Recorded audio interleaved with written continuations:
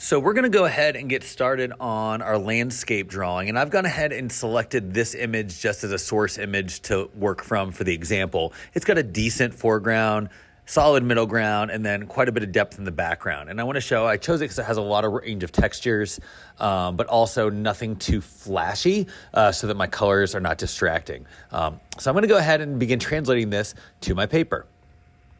I've got my mixed media paper and I went ahead and first sketched out my drawing, and I actually used a colored pencil, and I chose a color that I thought would just be a nice sort of neutral or almost sort of unifying color. I chose this deep blue, but I did it lightly, and I'm just trying to be proportional. I'm trying to look at the contour line edges of everything. Just like when in drawing and painting one, we really focused on those contour lines. So I'm doing sort of a guide. I didn't get all the texture, but enough that the main forms, the main structures, and I can go in and do a little bit more, but I'm trying just to observably translate it. And again, the nice thing about a landscape is if your proportions are ever slightly off, it's pretty forgiving. Now that I've got this colored pencil established, I can move on to my actual oil pastel. For my oil pastel, again, I chose a color that I think will be a nice unifying tone. So I chose a deep purple. I thought that'd be nice to have as sort of the baseline establishment for my shadows. So as I go in, I can do dark blue, deep brown, but you want a deep color so you can see your line work. And again, you don't have to press hard everywhere. But now I kind of just went over my pencil lines and I added some additional. So I did my line work, but then also I'm going in and starting to do some of the shading for the large sort of value. So where I see value, large areas of shadow in my image, I'm kind of applying that now as I shade it in with my oil pastel. Again, I'm doing it kind of loosely. You can see some areas where I shaded lightly, some areas where I pushed a little harder, but I'm not going for really, really dark because I want to be able to blend this in, but this is getting it established. Again, it's hard to be precise with oil pastel, so don't be afraid to go in, aim for it, use the edge of the tool, and you can go in and get the line work done and the shadow work done. So you've got this sort of nice established sketch almost in oil pastel.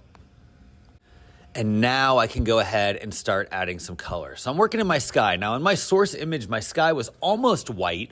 I don't want it to be too plain, so I'm gonna add a hint of color, and I'm gonna use some blues to keep it cool. It's a nice cool day. Obviously in the photo, it's overcast. So I'm gonna do some of these sort of light blue tones on top of a very, very faint layer of the establishing purple. That way it'll all feel unified, that I can go in. And you can see I'm more almost like using this like a pencil, like I'm lightly shading. You might get a few little crumbs, but I'm just going across and trying to get sort of a nice even tone really, really lightly across my sky. Then what I'm going to do is I'm going to go in with the burnt sienna or the burnt umber, this kind of more brown. I'm going to neutralize the blue with a thin coat over top of that. So my blues, my brown, it's kind of an orangish brown. So my complementary colors are going to kind of neutralize each other a little bit, but in a nice rich way. So I've got this combo in my sky of purple, light blue, this rusty brown, and then I can go in at the very end and start mixing them all together.